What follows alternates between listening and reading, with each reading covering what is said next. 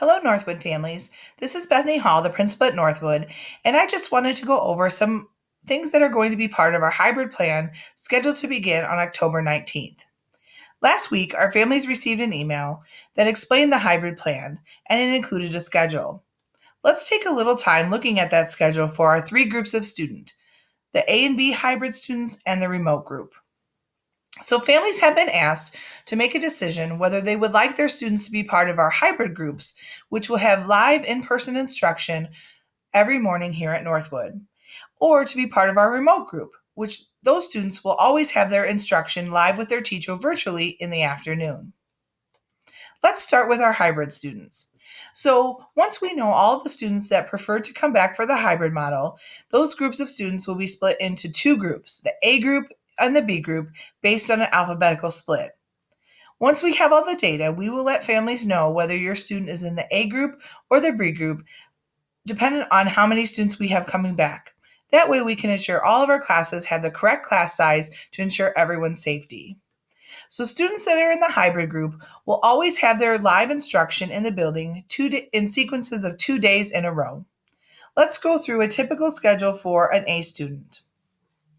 So if your student is in the A group, they will have their live in-person instruction here at Northwood on the mornings of our A1 and A2 scheduled days. On A1 days, they will have their first 4 periods in their schedule, so periods 1 through 4 or 5, depending on their grade level.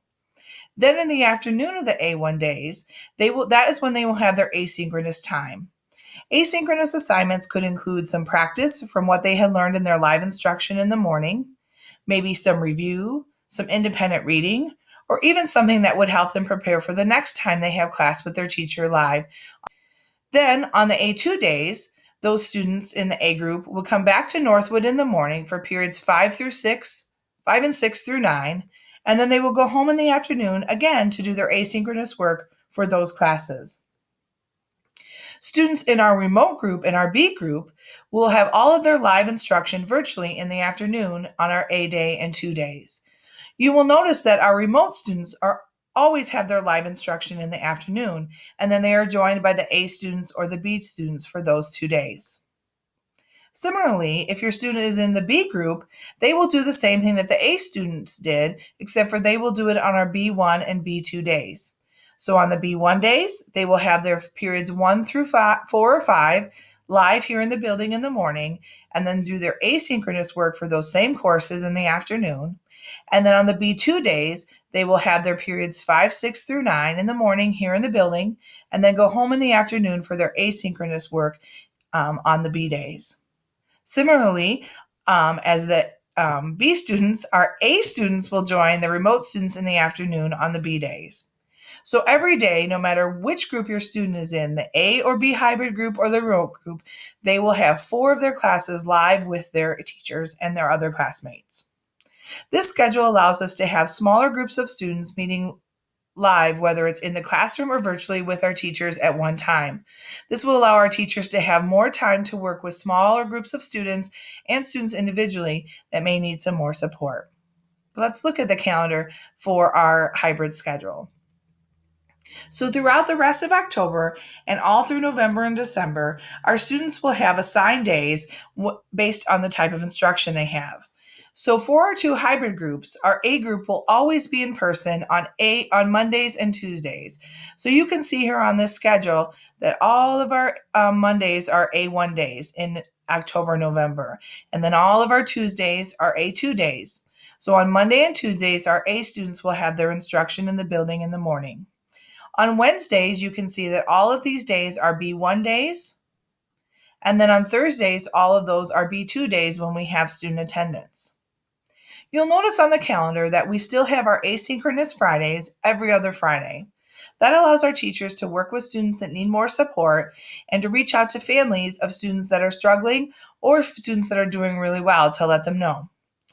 On the days when we don't have asynchronous Friday, you will notice that they are assigned to one of those days, A1, A2, B1, or B2. So our first one of those Fridays when we do have live instruction is October 30th.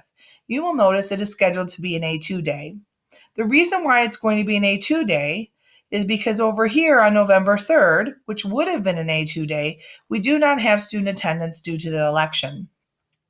The next Friday where we have a different day is November 13th. You'll notice that's a B1 day. The reason it's a B1 day is because earlier that week is Veterans Day on Wednesday, and so students would have missed out on their B1 classes. So we are scheduling that day on Friday. This schedule continues into December as well. Mondays are A1, Tuesdays are A2, Wednesdays are B1, and Thursdays are B2. And then we have one of those Fridays that we'll have a B2 day. This schedule will go through the end of first semester, which ends here on December 18th. I also want to take some time to go over our return to learn safety protocols. One of the biggest things that we have been working on here at Northwood to prepare for this, outside of the schedule and our teachers' instruction, is to really think about how are we going to ensure everyone's safety using the guidelines that are provided to us from the health department and local agencies. So every morning, every single person that comes into the building will be given a temperature check. That includes all students and staff. Our students will arrive in different areas. Our buses will drop off in the front circle, and our car rider drop-off will take place in the north parking lot starting at 8:10. Students typically are able to be dropped off earlier than that, but due to the social distancing that we have to keep for our students and supervision, we are not going to be able to allow students to come to school until 8:10. Once students arrive, they will enter in through 3 different entrances, which will be labeled for social distancing. The 6th graders will enter through door 1, which is in our library, which is also where the majority of their classes are held. The 7th graders will enter through door 2, which is our courtyard or our main entrance. And then our 8th graders will enter through door 3, which is in the 8th grade hallway by our music and art classrooms. Using these 3 entries will help our students stay separated and help us social distance as we take temperatures as everyone walks in. Another piece to this that you will receive more information on soon is that families will be asked to do a symptoms checker every morning before sending their students to school to ensure that their temperatures have been checked at home as well and that they do not have any of the other symptoms listed in our Return to Learn program. All of those things will be outlined in the Warhawk Weekly for you as well, with directions on how to do that once it is ready. One thing that's going to be very important here to ensure everyone's safety is our face coverings. Everyone in the building will be wearing a mask at all time. Some special things about the mask is one thing that we would ask is that parents please send students to school with at least 2 masks in their backpack so we can ensure that they have one to wear at all time just in case they were to lose one or they happen to sneeze or cough into one and need a different one. The other thing is we want to make sure our families know is that neck gaiters and bandanas will not be allowed.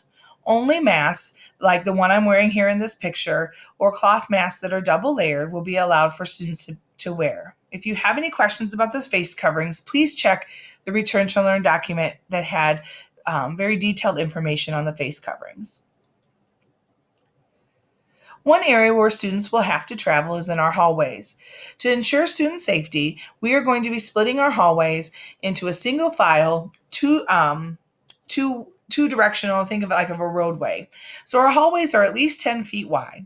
So on each side of the hallway, there will be a 2 feet space that will be taped off for students, one going in one direction and one going the other, so students can get to their classrooms. And then there will be at least a 6-foot difference between those 2 aisles for students to keep them separated. This will allow our students to be socially distanced as they go from class to class. We may also be using some staggered release times from classes for our passing periods to ensure the safety of our students so they can social distance in the hallways. Another thing to be sure that you know is that we will not be utilizing our lockers or locker rooms at this time. Instead, students will be allowed to use a backpack to carry all their supplies, and they will be asked to keep all of their supplies and will not be leaving anything in the classrooms. Speaking of the classrooms, all of our classrooms have been set up to have the tables in the classroom separated. One student will sit at each table, and those tables are the seats where the students are sitting and the tables are at least 6 feet apart. That way we can ensure that students are always socially distanced in the classroom, and teachers too can stay socially distanced from them as well. Students will be allowed to use bathrooms here while they're at school for live person instruction. However, all of our bathrooms and drinking fountains will be closed during passing periods to ensure social distancing. Each grade level will be assigned a bathroom, and students will be allowed to go to the bathroom during class, 2 at a time for the grade level, to ensure social distancing. Stalls and sinks will be closed off to make sure that once the 2 students are in the bathroom, they will have their space between them. We also will be placing social distancing stickers outside on the floor to remind students to wait till it's their turn. As I've been saying since school started, it sure is groovy to be a Warhawk. Our staff cannot wait to have some of our students back for live instruction and to continue to work with our students remotely as well. Please reach out if you have any questions. You can give us a call at 815-338-4900, or please feel free to email me at bhall@wcusd200.org. Thank you so much for your support with the start to the school year. We've had a great first quarter, and we're looking forward to our second quarter, which will also begin our new hybrid plan. Thank you so much. Take care.